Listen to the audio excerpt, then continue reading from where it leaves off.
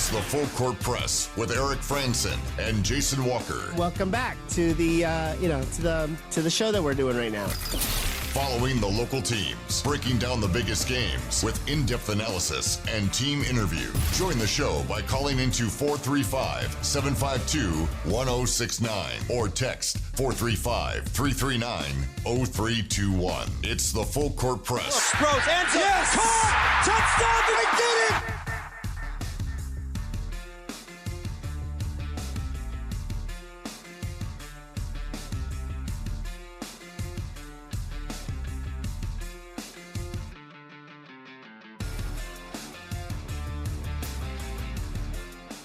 Welcome on in to the Full Court Press.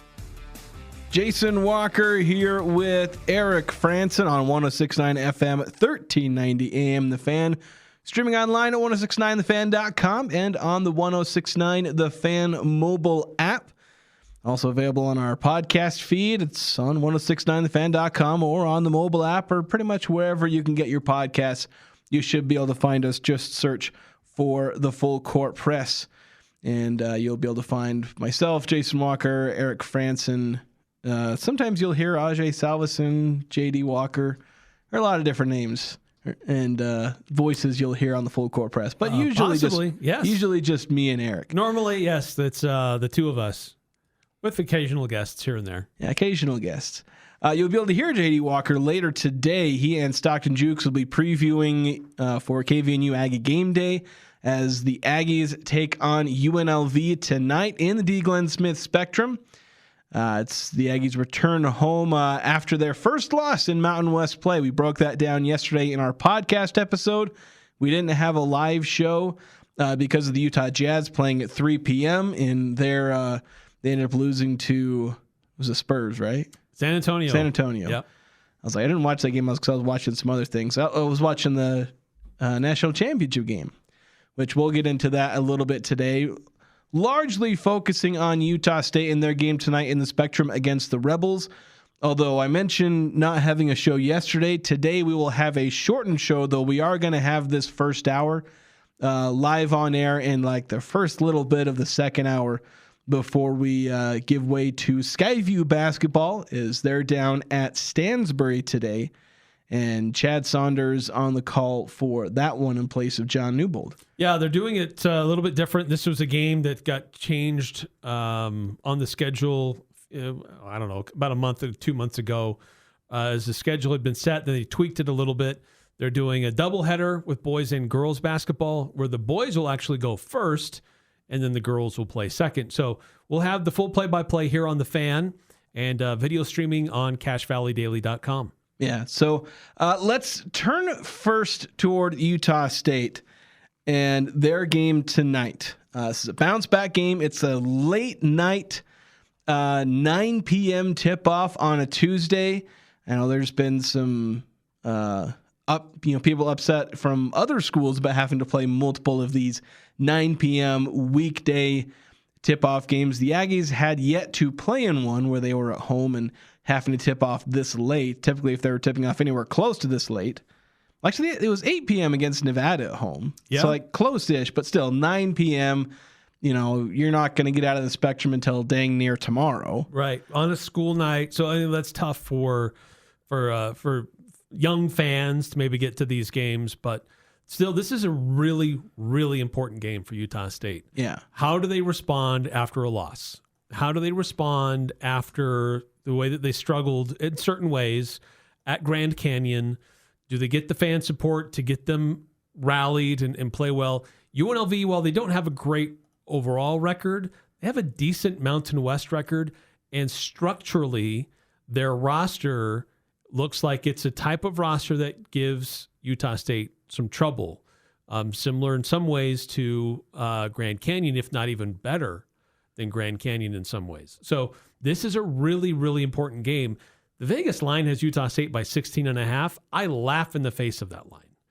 I don't think this game is going to be decided by that margin. This will be a much closer game than that. Yeah, there are some fringe yet realistic scenarios where the Aggies win this game by 20 plus, but and they've done that to some teams, but UNLV is a team that is very capable of keeping it close. And I think, as you outlined, there are matchups that look like they can cause problems for the Aggies, because I think that's one of the big things with Grand Canyon is, I don't know if it's so much that Grand Canyon is, a fantastic team. They are a good team. I don't want to downplay them.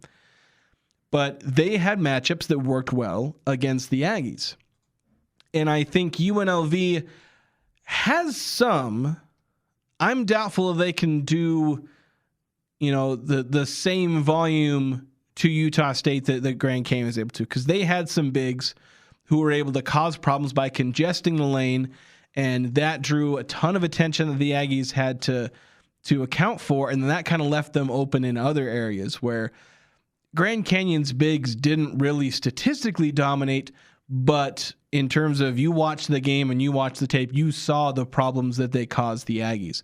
Something similar to last year where the Aggies struggled against teams with a lot of size. UNLV doesn't have that same size. They have some players with some length, with some size, and I think that can cause some problems. Tyron Jones, actually former Layton Christian Academy player, who I think I probably called a game of, because I think Layton Christian Academy played Utah State once upon a time, or Logan, I think, once upon a time. Or I feel like there was a game I called where Layton Christian played some high school game. So I may or may not have seen him play already at some point. Well, I guess it depends on when he graduated, because he could have participated in the state championships that were held in the Spectrum just a few years ago. Yeah, it's possible. It's possible. Yeah, so and so he's a freshman. He's 6'9", listed, at least the roster I'm looking at 190 pounds, though I've known Sports Reference to be off by as many as 20 pounds on weight sometimes. But almost 11 points per game, 5 rebounds, 2.2 blocks per game, and I think that's the big one. This is a guy who is a very talented shot blocker. The Aggies just came off a game where they let one guy get 6 blocks against them. They were really bothered by length inside. 4 blocks and 2 goaltends, but they counted them as blocks. Whatever. So 6 blocks on the stat sheet, regardless of whether or not they should have counted. But, they were still bothering. And as we went over yesterday on the podcast, they shot 25% on layups. This is going to be another game where Tyron Jones can be a vexing presence in the paint. He was in that game against Boise State where he ended up blocking and affecting multiple shots late, including essentially a game-winning block against, who was it? NATO, I think it was, who was going to do a really nice, sweet reverse layup. And then all of a sudden, Tyron Jones is like, nope, no, you don't. Ends up basically winning the game with that block and scoring some free throws afterward to seal that one up for UNLV, where they beat Boise State last week. So Tyron Jones is going to be a big problem. Kamani Hamilton, he's a 6'7" wing. He's got size, like he's 215 pounds. So he's not this lanky 6'7". He is a potentially powerful 6'7". Kind of basically copy paste the stuff I talked about with the former UNLV, now Grand Canyon forward. His name is now escaping me for some reason. Henley. Jaden Henley. Yeah. Copy a lot of what I said about Jaden Henley and just paste it on to Kamani Hamilton. Not a great outside shooter as a 6'7" wing, but very capable at getting inside the paint, drawing fouls. He's got a bit of playmaking on him where he's averaging 2 assists per game. So, not a whole lot of turnovers either. He's 1.8 turnovers in a high usage role. So he's someone that can go out there and cause a matchup problem if the Aggies aren't ready to defend the paint and defend the driving lanes. And then you've got Draw Gibson Lawhorn. Draw Gibbs Lawhorn. I got to say this. It's a mouthful. I don't know why, but I have not been able to pronounce that name all week. But he is probably, he is their best all-around scorer, but he's also their most efficient player. Well, those can often go hand in hand, but he's one of, I think, maybe 2 players. Actually, I think he's the only player who's shooting any sort of volume 3-pointers who's above NCAA average in 3-point shooting. So that's something that can go in favor of the Aggies, is that there are not a whole lot of shooters for UNLV, and that can sometimes make it easier to defend the paint if you can reliably leave several guys open from 3, or you don't have to crash as hard. But Lawhorn shoots 36% from 3, 3 assists per game, a steal and a half per game. Heck, UNLV has 6 players who average at least 1 steal. So they're a team that's going to go after and potentially turn you over. So Lawhorn is going to be a dangerous player. It's the second week in a row where the Aggies are facing the reigning Mountain West Player of the Week. Right. And this is a team that has... Actually, it's the third week in a row, isn't it? Because it was Elijah... Oh, yeah, it was Elijah Price last week, and then this week is Lawhorn. Sorry, I cut you off there. Yeah, well, this is a team that has 5 guys who average double figures.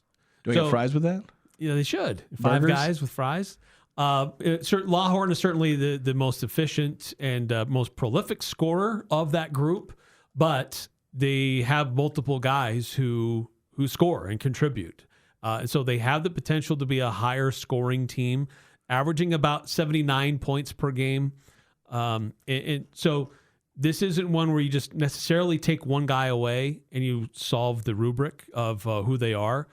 They have other guys who will try to chip in, but Gibbs Lawhorn certainly is the biggest key for them to get them going, and how he affects the game in so many different ways. He's a really important piece to who they are.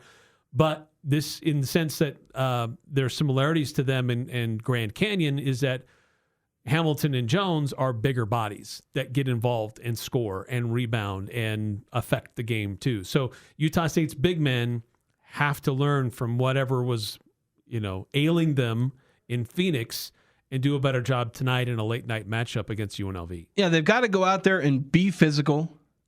They got to be physical without fouling, especially on defense, where they were not able to be effective in physical defense without committing fouls against Grand Canyon. It's been a problem in a lot of their games. Hadn't been as much lately. They'd been a lot better for the couple of weeks heading into that Grand Canyon game. So it's about going back to the drawing board. They didn't have enough time. Yesterday was basically their first practice, it was essentially their first day back in the building. I think they might have had they had like a shoot around Monday morning, practice in the afternoon. They don't have a whole lot of time, so it's a lot of refocusing in a short amount of time.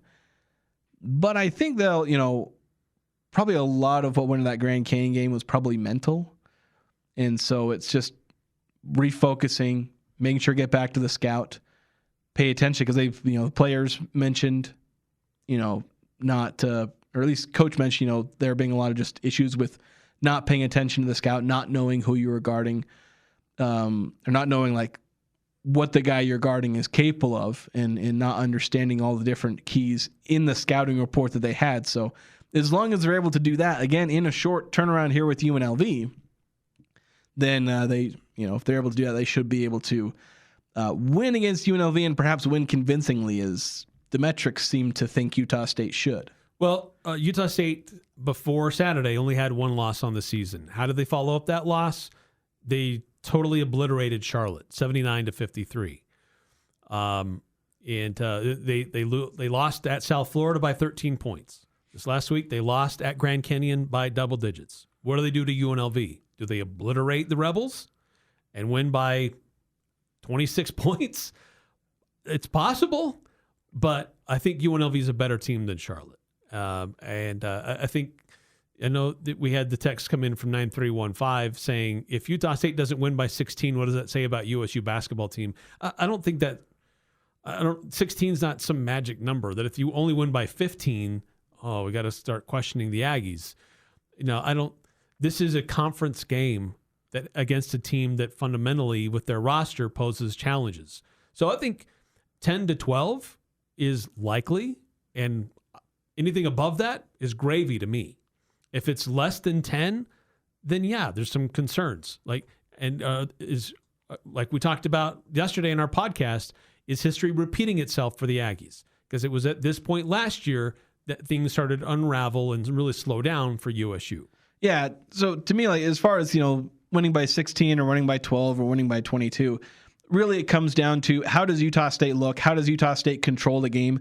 If they spend this entire game up by 12 or 14 points and they hold that margin, they don't let you build that margin maybe over the course of the first half, get into the second half and you're staying, up by between 12 and 16 points. And then say UNLV hits a couple of 3-pointers in the final minute and they take it from a 14-point game down to a 9-point game. Would that be great for the metrics? No, because you'd be winning the game by 7 points less than you were supposed to. And some of these metrics, including ones that don't factor out garbage time, might end up pinging the Aggies. Like the net, they would ping the Aggies, oh, you only won by 9. You were supposed to win by 16. You might drop a spot or two. Right, you underperformed. Yeah, but us... Even though you won, you underperformed. But like in that scenario, us watching the game... those following, and even some metrics that do factor out garbage time, they'd be like, the Aggies were in control of this game. It was never in doubt. They led by double figures the entire game. UNLV got a couple of blowout buckets. In that scenario, Utah State would be just fine. But, say that it's tight the entire game and, Utah State in the final 2 minutes hits a couple of 3-pointers and they get some take fouls and they go from barely leading by like 1 or 2 or even being down and suddenly they win by 8. In that scenario, even though it's like 1 point off of the other hypothetical, that's a lot different game where the Aggies struggled the entire time. And it would be akin to the Fresno game in a lot of ways where that was a bit concerning. So it's like, yeah, sure, you end up winning by 9 or something like that, but that was a game that was a lot closer than it should have been against a team that you're supposed to be way better on paper. So for the Aggies, they need to just control this game, dominate in the ways they should dominate. The defense needs to get back there and, have one of its better games. It doesn't need to have like the best game. You don't need to hold UNLV to sub 50 points, but hold them to under 70, especially, under like 65 before blowout minutes. Mm-hmm. And go out there and get yourself a really good defensive game. As far as the offense, try and get it back on track as best you can. You can't always control whether or not you're having a good shooting night, but create good looks for yourself. Don't let Tyron Jones control the paint when you're trying to go to the rim. Get him into foul trouble. He's a freshman. Freshmen, great shot blockers can get into foul trouble.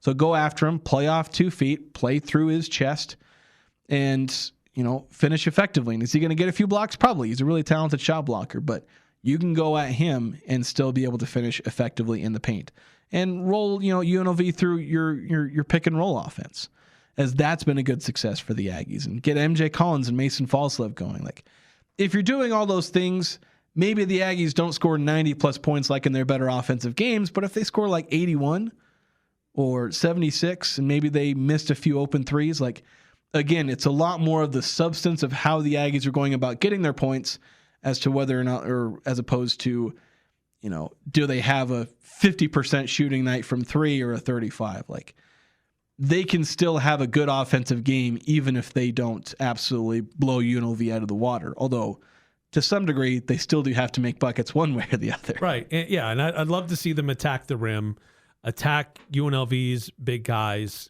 get them in foul trouble. Either you make a basket or you get fouled trying, and put pressure on them with their interior. But they're going to be back at home, friendly confines of the Spectrum. Cool. I just saw this earlier today. First 250 people who show up and the first 250 students get this really cool replica of the Spectrum. It's like, that's awesome. So reasons to get there early and be loud tonight.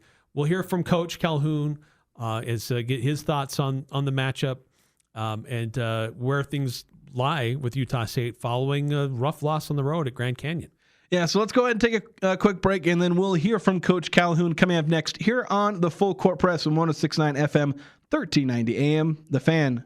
The chips and drinks are endless. The burrito is huge for only $7.95. It's got to be Cafe Sabor, Cache Valley's best Mexican restaurant and gold medal winner in the Best of Northern Utah contest. Experience Locals Day every Thursday with a huge burrito, endless chips and soda, only $7.95. Finding any lunch under $10 is nearly impossible. Every Thursday, drinks, chips, and a massive burrito. You pay just $7.95. The food, the fun at Cafe Sabor in the historic train station on 6th West and Center in Logan.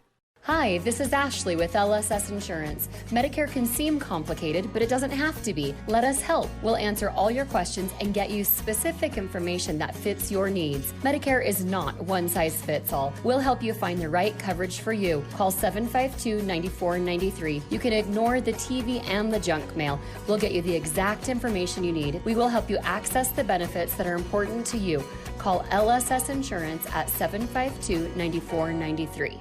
Hey, it's JD here, and with the new year comes that familiar feeling of wanting a fresh start. We all make resolutions, eat better, be healthier, do better, but for some, the resolution that matters most is getting sober. That's why I want to tell you about Renaissance Ranch. They specialize in a faith-based, clinically proven addiction recovery. They know what it takes to break free for good. Call or visit renaissanceranch.net and make this the year that addiction no longer controls your story. Renaissance Ranch, hope, healing, and recovery. Since 1896, S.E. Needham Jewelers has been selling diamonds in historic downtown Logan.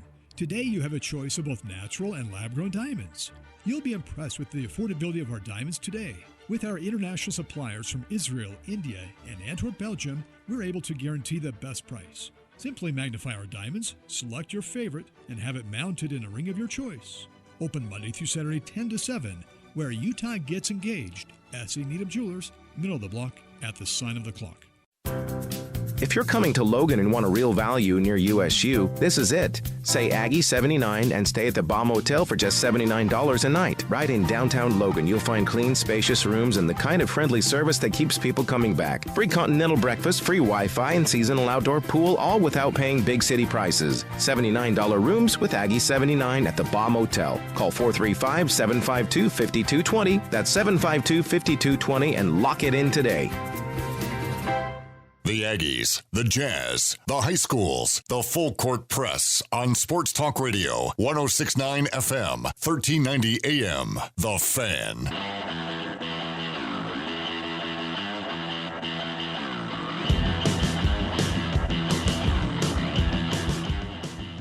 Welcome back to the full court press. Jason Walker here with Eric Frandsen. Working on some big things behind the scenes. Trying to get this show eventually online on video. So that's frightening. Yeah, it is. It is a frightening idea. I have to brush my teeth, do my hair. My biggest thing is shaving. Stop showing up in my pajamas. Yeah. It's I usually am combing my hair, brush the teeth and shower and all that. Because if I don't, then I feel like a gross human being. But I can't really grow a beard, so I don't shave for several days at a time. And it's around here, people will just see me, I got peach fuzz on, but it's somebody, you can be on video. It's I gotta be clean shaven. Yeah, I don't know how crisp these cameras are going to be to show all the minor details. We'll see of how our that imperfect goes. Faces. If you guys want to join the show via the Young Power Sports of Logan text line, 435-339-0321 is the number to text in. If you have any thoughts on Utah State's upcoming game tonight, 9 p.m. in the D. Glenn Smith Spectrum, Aggies taking on the UNLV Rebels, who are on a 2-game win streak in Mountain West play. They're one of, I think, 6 teams that have at least a 4-2 record or better in the Mountain West, so are in better shape to contend than teams like Boise and Colorado State, who are thought to be contenders heading into Mountain West play, yet UNLV is in a better position than they are. But let's hear from Utah State men's basketball head coach Jerrod Calhoun. He met with the media yesterday, discussing a little bit of the team's loss to Grand Canyon, but a lot more looking ahead toward not just this game against UNLV, but looking a little ahead, although he didn't want to look much further ahead. I tried to ask him about that. But they're really keyed in on this next game against UNLV. So let's hear from the coach. Short turnaround for the team. Just how you feel like we haven't tried to practice so far, but how you feel like the team will be prepared for this so far? Yeah, I think our guys will be fine. We've got a lot of guys that have been through college basketball seasons. They understand the ups and downs. To me, it's about stability. It's about execution, really locking in on the details. I thought we had a lot of scout-specific breakdowns in that game against Grand Canyon. So just locking in on the details, having an urgency in that department, and learning from our mistakes, I think is critical. Talked about a quick turnaround last week. I didn't really realize 3 games and 7 nights, 4 to 10. That's what it is. Yeah, anymore, college basketball has certainly changed, right, with the scheduling, and you got some leagues that are going clear across the country. We're pretty blessed that our travel is not in different time zones, right? I can't imagine what some of those leagues deal with, but you can only control what you can control. You got to play the games that are on your schedule. A lot of it is TV driven, which is awesome because that means your program is in the spotlight quite a bit. The audience gets to see the brand that we play. But we knew when the schedule came out, this amount of games in this short period of time would be a difficult task. So we got to be smart. We got to be efficient in our prep. We shot the ball this morning and cleaned up some things, and then we'll come out today and practice for about an hour and 10 minutes, focusing on the film before and after practice. And the biggest thing nowadays, Sean, I think is rest, making sure your guys are rested. We've got a good depth, using our depth. We got to get Gary on the court. His foul trouble has really, really hurt, our team. He's a really good player. Got to get him out there and continue to add depth to our bench. There's some similarities to last year's team where first 16, 17 games, you guys got ranked in the AP poll, all the metrics were looking great, and then lost to UNLV, and then things kind of, it didn't really go super downhill. We went from first team in the conference to third or fourth, kind of out of the contention level. What do you got to see from this team differently to not kind of have a repeat of last year where you faded a bit down the stretch? Yeah, not worry about that. That's for sure. That's your job. My job is to get these guys prepared for practice today. The reality of it is the Mountain West is a monster league, right? You go into Grand Canyon, you go to New Mexico, you go to Nevada, you go to San Diego State, you go to Colorado State. There's real coaching, there's real players, and there's real environments. It doesn't matter. It's very, very difficult to win in college basketball, home or away. It's really hard to win on the road. So limiting the number of breakdowns, I would say, to answer your question, and those are valid points. Obviously we had a really tough stretch last year where we got blown out by Boise, we got blown out by Colorado State. This team is very capable of weathering storms on the road, right? So if we're not shooting the three well, we're not getting to the line, playing great team defense, that needs to be our identity, right? Giving up 84 on the road is not a great recipe to win a basketball game. So you got to look at what we're doing wrong in those possessions to try to fix them, and just love the opportunity to compete. That's what I talk with our guys a lot about, is being present, not worrying about the past, not worrying about the future, worry about right now, right? And to me, you got to have inner excellence, right? I've harped on that. I've read about it. You got to be very, very think about the task right now, and don't look ahead. UNLV teams just be playing. Maybe getting healthy. We've got some players, but I know the passing players out, but that's a little stretch for them. 5-2 in their last 7. They've won at Stanford. They've won at Memphis. So, if you look at their body of work, injuries are a big part of college basketball. There's coaches that lose their jobs because 2 or 3 guys go out in the season and they have bad seasons, right? Part of this is building enough depth where you can overcome some of that. I think Josh has done a wonderful job of switching his defenses, whether it's a 2-2-1, whether it's 1-2-2, drop coverage, switch, matchup zone. He's a difficult coach to prepare for offensively because they keep you off balance, and that's coaching. He's got great athletes, probably one of the most athletic group in the Mountain West. Certainly Grand Canyon's got athletes. Josh has got a group of guys that positionally they're big at every position. So your reads below the free throw line, whether it's in a pick and roll, whether it's a drive read, a throwback read where you're coming off a closeout, they're going to swarm, and they're elite shot blockers, right? So interior passing and visualizing and seeing those different coverages are going to be critical of scoring the basketball because they do a great job of that. You've had some games where getting your shot blocked inside has been an issue. Somewhere it wasn't as much of an issue as it was against Grand Canyon. You're facing, I think, the league-leading shot blocker with UNLV. Just what are the things you got to see from your team this week? Yeah, I mean, Tyron's a great player. Saw him a lot. He played for the Utah Prospects. He's one of the most unique stories, I think, in the Mountain West, certainly in all of college basketball. When you watched him in the summer, very, very raw. Now he's a complete player. He's a great cutter. The block he had against Boise, I listened to Leon's post game. I don't know how he blocked the shot. So you have to understand when you're around the rim, and if you see number 2 anywhere near, he's going to block it, right? So you got to draw fouls. You got to get him in the air.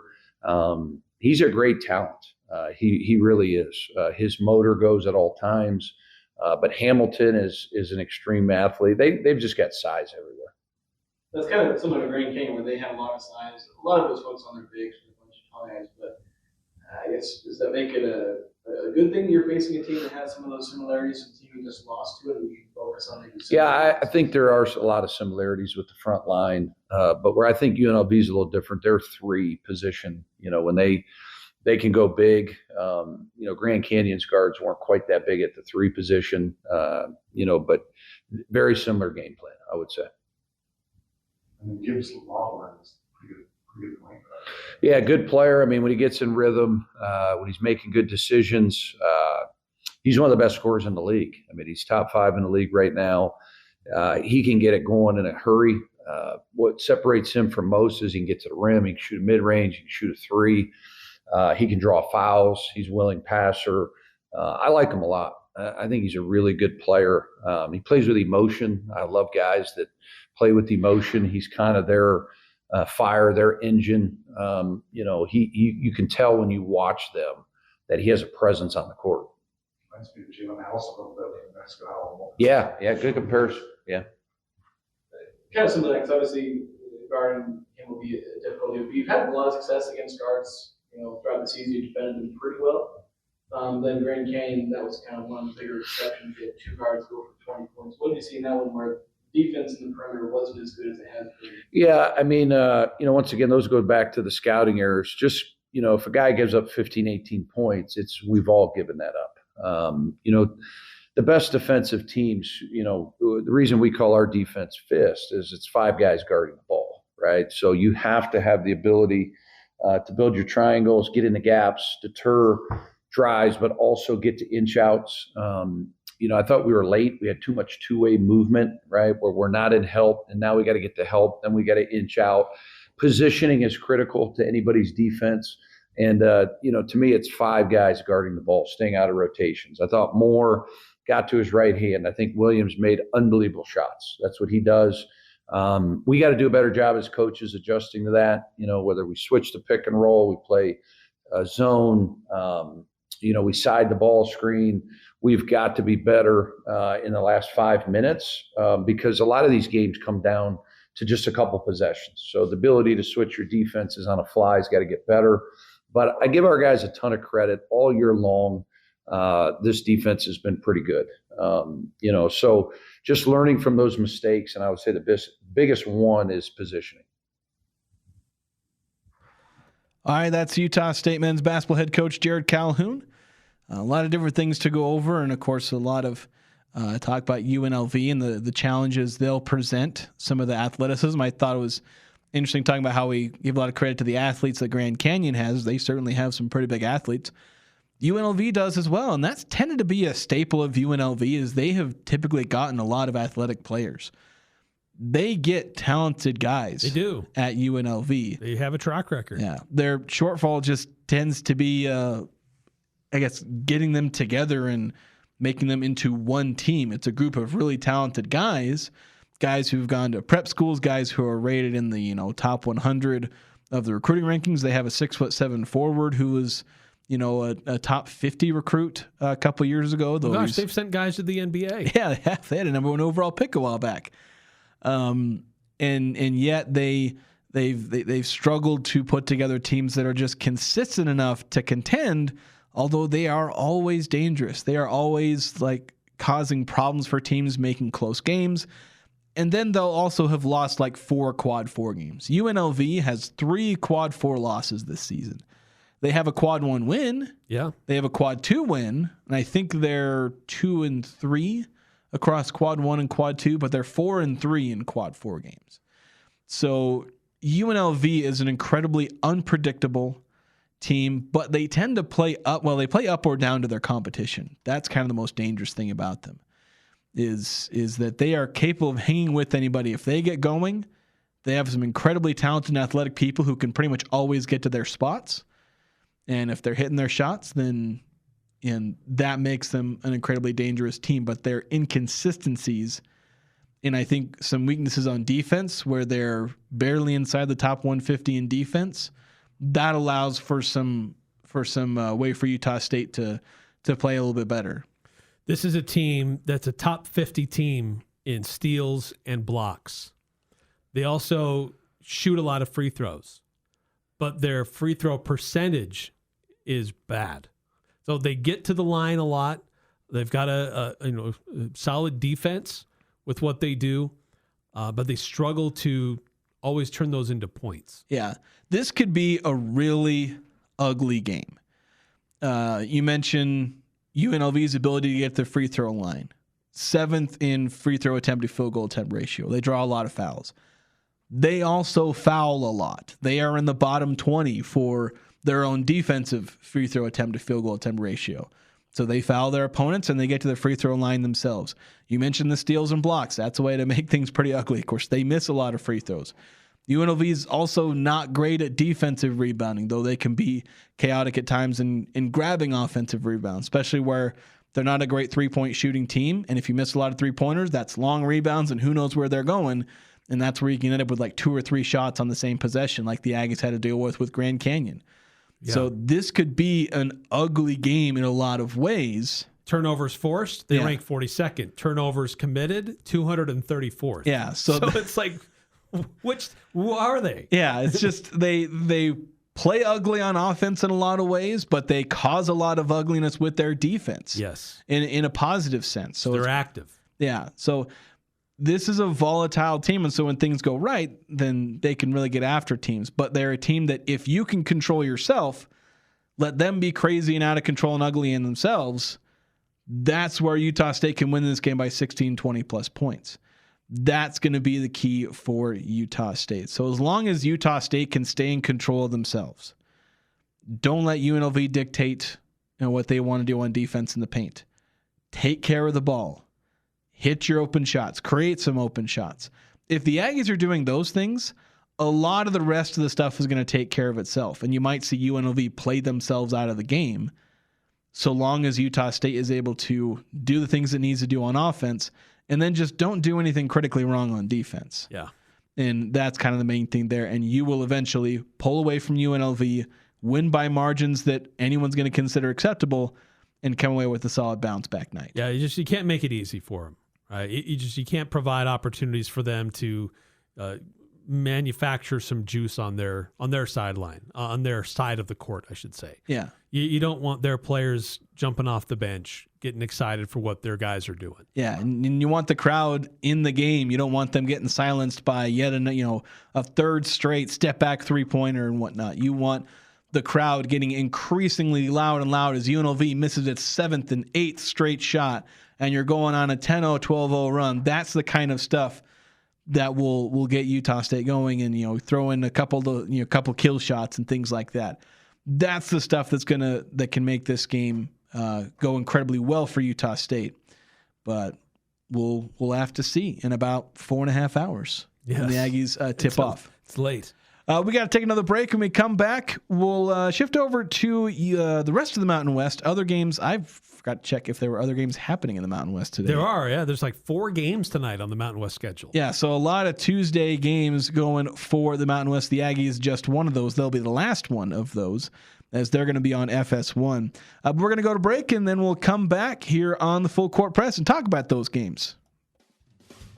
It's cold outside, but you can keep warm inside with a quality-built, super-efficient York furnace. Count on a furnace from York because it's backed by the strongest warranties available. Call Advanced Heating and Air Conditioning, your local York dealer, at 752-7272. Online at advancedheating-ac.com.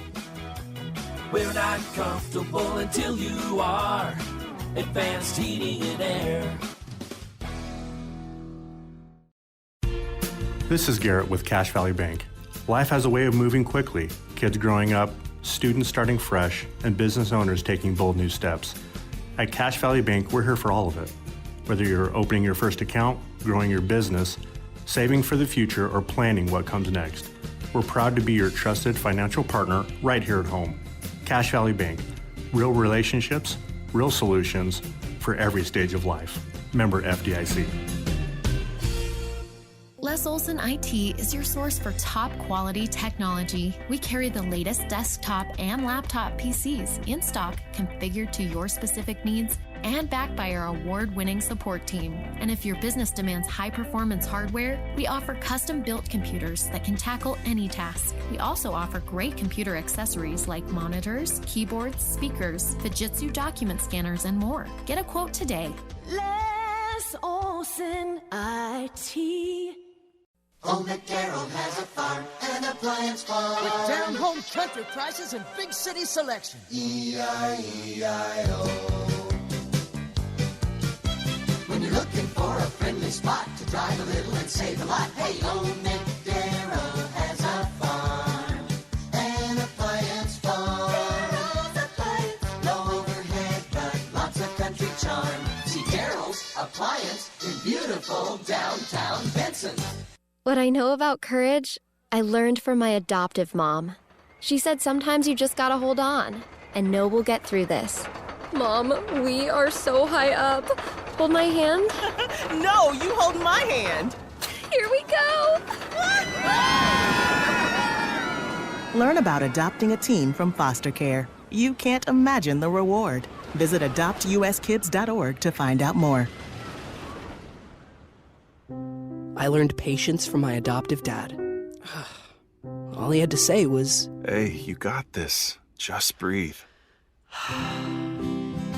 Hey, we're pretty good. Yeah.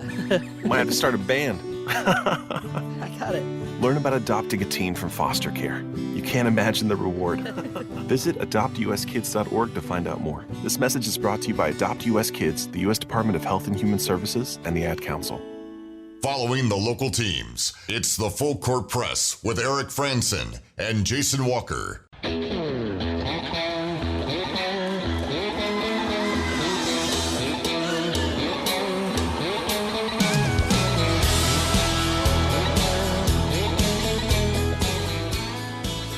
Welcome on back to the Full Court Press and our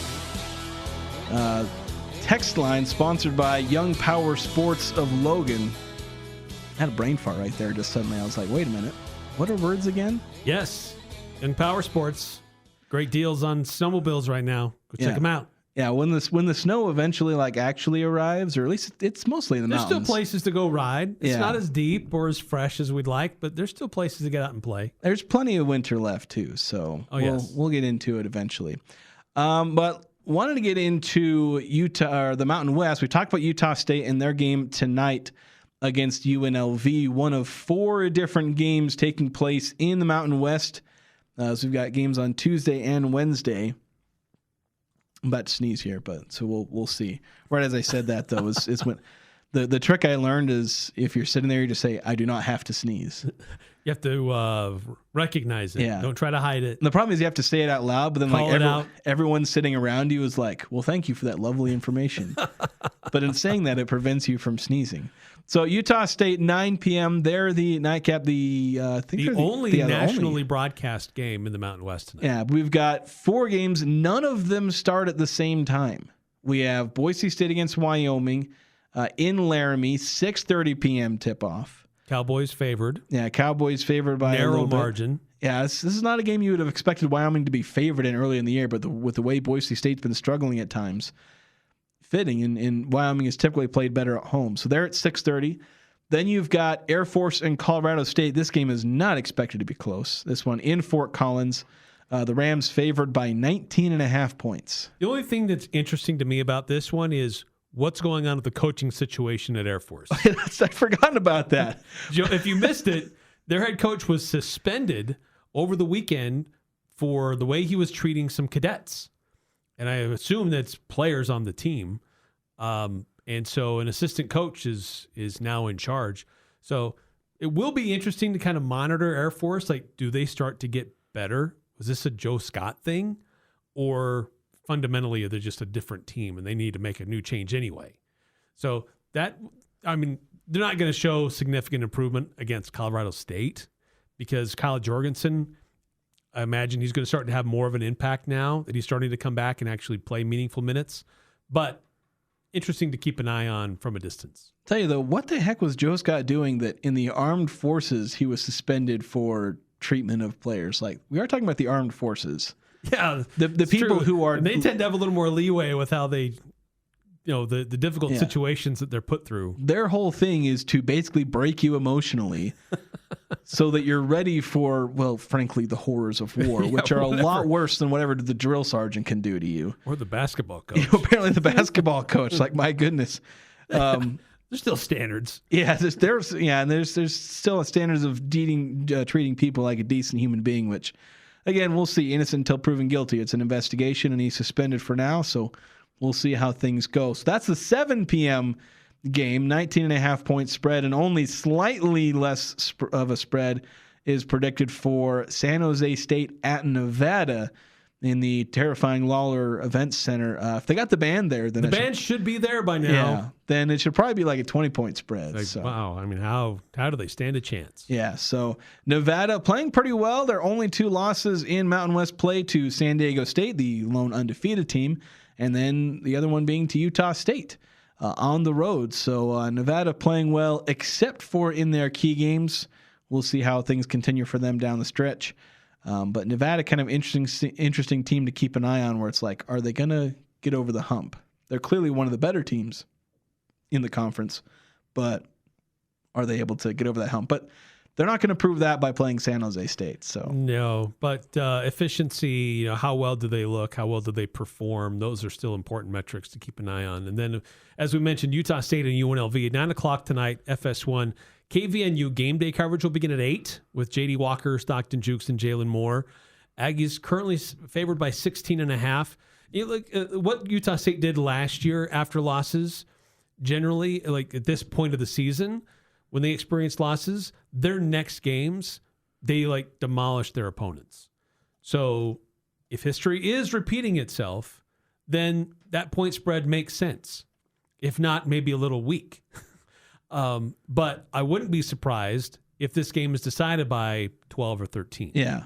Well, I'm going to look at the last year's games, and that does play out for the most part, because the Aggies lost to UC San Diego. They go out and they beat St. Mary's in St. Mary's. It was 75-68 game, but the Aggies dominated that for the most part. That score is not indicative of how much Utah State was dominating that game. Yeah, they really outplayed them. Then they lost to UNLV. Then they beat Nevada 90-69 in the next game. Then they lost at home to New Mexico, but the next game was at Wyoming, and they only won by 4. So that's one case where they didn't necessarily explode. But then they lost at New Mexico, and then they came home to face San Jose and beat them 105-57. And probably the one time where I'd said they definitely didn't perform well after a loss was after losing to Boise State 82-65. They then lost 93-66 at Colorado State. But then after that loss, they blew out Air Force by 40 in what is the largest margin of victory over Air Force in series history. So for the most part, they've bounced back well from losses with a couple of exceptions. Yeah, but what we're trying to see is this year a carbon copy of last year. Yeah. And while if they do perform well tonight, if they do win by a good margin, that's nice. But I don't know if it tells us the full picture just yet. Yeah. It's just, how does this team sustain playing at a high level through January and into February, where teams start to scout them more. They see more of them on film. They've seen them in person. They start to understand tendencies. So how well does Utah State overcome that? And does Coach Calhoun ride the same few guys for extended minutes, or does he still spread it out and use a rotation that doesn't cause so much wear and tear on his stars? Well, that's something that he outlined in the interview yesterday, where it's he wants to lean on his depth more. And unfortunately, the problem with what you're saying, where it's you want to see how well the Aggies bounce back and sustain this, the game against UNLV isn't going to tell us that. Only the next 2 months are going to tell us that. Yeah. So we're going to be really impatient to see how well the Aggies sustain success. Are they going to be the team? Because against Grand Canyon, they weren't the better team. But are they going to be the better team over everyone in the conference over a 20-game span? Well, these next 4, outside of tonight, the next 4 after that, at Colorado State versus Wyoming. Now, Cowboys are a little better this year. Not great. They're kind of middle of the pack. But then you host San Diego State. Then you go to New Mexico. So the next 4 after tonight are tough games. And I'll include tonight as that could be a potentially tough game just because of how their roster is currently put together. Yeah, if the Aggies go, 5-1, or 4-1, 5-0 over their next, 5 games, then that's pretty good indication that Grand Canyon was a fluke. An outlier. Yeah, and especially if they get a win in the pit, if they beat San Diego State as well. If they split those games, it'll be like, well, they beat one of those 2 teams. They're a contender, but not like far and away and jumping back into first place and being the overwhelming favorite. If they go 3-2 or worse, then that's not a great indicator. Right. We got to go to break. When we come back, we'll finish up the first hour here on the Full Court Press. Now here's a concept. You earmark a third of your profits to go back into the community to local charities. Dex Imaging does that. My name is Nate Lamson, and I'd like to share with you what I know about the company that acquired Valley Office Systems. Dex Imaging is committed to continuing quality customer service on your copier, printer, or office solution while raising the bar to become a strong community partner. Visit deximaging.com. We think globally, but act locally. There's no reason to wheeze and sneeze while around dogs and cats. The Allergy Clinic, located in the Three Peaks Medical Plaza in North Logan and Providence on Gateway Drive, has an aggressive treatment for dog and cat allergies. Get the help you need. Stop avoiding friends and relatives' homes just because of their pets. Independent physicians Blotter, Robinette, and Deere offer Cache Valley a full-time clinic to test and address your allergy concerns. Most insurances accepted. Call 753-7880. That's 753-7880 for allergy testing today. Some companies pack it in when winter hits. Not Top Shed. Cold, snow, wind, we build anyway, on site, all winter, all year. Logan, Tremont, and Preston, Malad, wherever you are in northern Utah, southern Idaho, or Wyoming, we bring the crew to you. Because around here, Mother Nature might slow traffic, but she can't cancel Top Shed. Top Shed, making sheds great again. Call 435-760-7766 or visit topshedusa.com. You're on your way to work when that little light pops on. The one that says, hey, you need service. But who has time to sit in a waiting room? West Motor Ford will pick up your vehicle from home or work, service it, and bring it right back. Pickup and delivery are completely free within a 35-mile radius. That's anywhere from Malad to Montpelier, Hiram to Tremonton. Plus, get $25 off any repair over $250. Schedule your free pickup and delivery at westmotorford.com or call 208-852-3853. The Aggies are #1 here. The Full Court Press. Connect with us on Facebook, Twitter, and online at 1069thefan.com.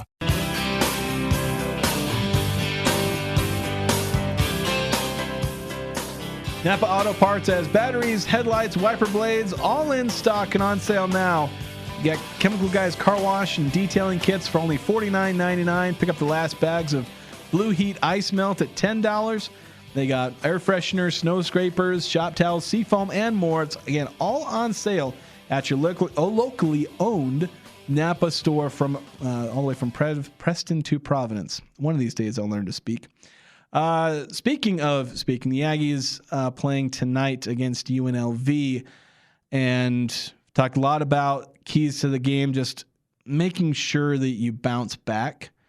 And that just ends up being the key for this one, is have a bounce back performance. The things you didn't do well against Grand Canyon, do those well against UNLV. How the Aggies handled physicality. And it's going to be a good test because it's not like they're going from a team that plays super physical to a team that's maybe smaller and much more soft. They're going to be playing a team with comparable athletes to Grand Canyon.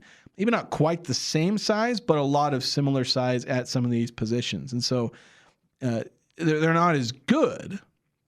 Grand Canyon is much higher ranked than UNLV, but not a crazy amount. And again, the style being similar will give the Aggies a chance to play a similar team, work on those things that they weren't good at, and again, bounce back. That just being the ultimate key. Right. For me, Gary Clark's the guy I'm going to be watching the most tonight.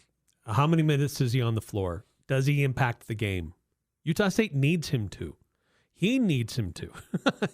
He needs to be able to do that himself. So Can he impact the game? Can Utah State coaches trust him to be on the court and help the team? Because he's been kind of an absent guy lately, and we know he's capable of impacting the game. So we need that Gary Clark to resurface again. And so Utah State needs him to play well. And then the other thing is, they've got some good guys with some size, but Utah State on the wings and limiting their guards, those big guys can't do much if they don't get the ball. So, the way they defend inbounds passes and trying to keep the ball out of the hands of their playmakers is going to be another big key tonight. Yeah, I think Utah State again has an edge in playmakers' ability. On the perimeter, their guards are better than UNLV's guards. You got to dominate that matchup, and then don't get outperformed by the bigs. As you mentioned, defending the perimeter can end up defending the inside by not letting the bigs get the ball. Just be able to dominate the perimeter, and then don't let UNLV beat you on the inside. That's going to do it for us in the first hour. We'll have a shortened second hour. We're going to talk Utah State football coming up next here on 106.9 FM, 1390 AM. I'm Dan Patrick, and this is Above the Noise. What Curt Cignetti and the Indiana Hoosiers just pulled off might be the biggest turnaround in the history of American sports. This was college football's losingest program coming into this year, a school that existed as a punchline for generations, now standing alone as a national champ. That kind of rise felt impossible for decades, but the modern version of college football made it real. Not too long ago, hiring the right coach just wasn't enough for these bottom feeder programs. Look at Northwestern. Pat Fitzgerald, respected, great culture, but the ceiling was still a Big Ten title game blowout. Talent gaps were too wide. Resource disparity was off the charts. NIL and transfer portal have closed that gap. They didn't guarantee Indiana a title, but they gave Cignetti the tools to compete. That doesn't mean the Hoosiers' path will be easily copied. What they accomplished is still very, very rare. In this era, history no longer decides your future. I'm Dan Patrick, and this is Above the Noise. It's the Full Court Press with Eric Frandsen and Jason Walker. Welcome back to the to the show that we're doing right now. Following the local teams, breaking down the biggest games with in-depth analysis and team interview. Join the show by calling into 435-752-1069 or text 435-339-0321. It's the Full Court Press. Throws, ends yes! Caught! Touchdown! Did he get it?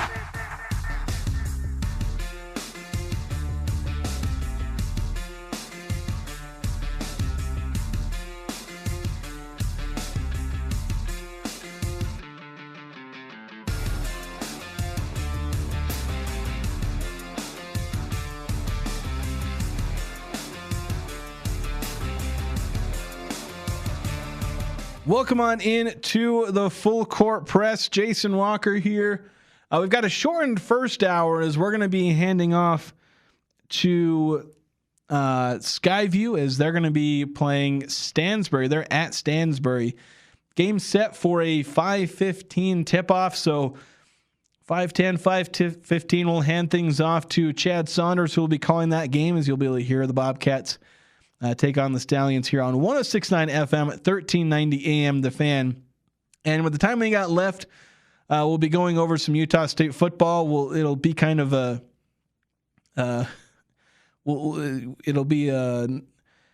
handoff. We're not exactly sure when it's going to happen, just because we're a little flexible with the exact start time sometimes with these high school games.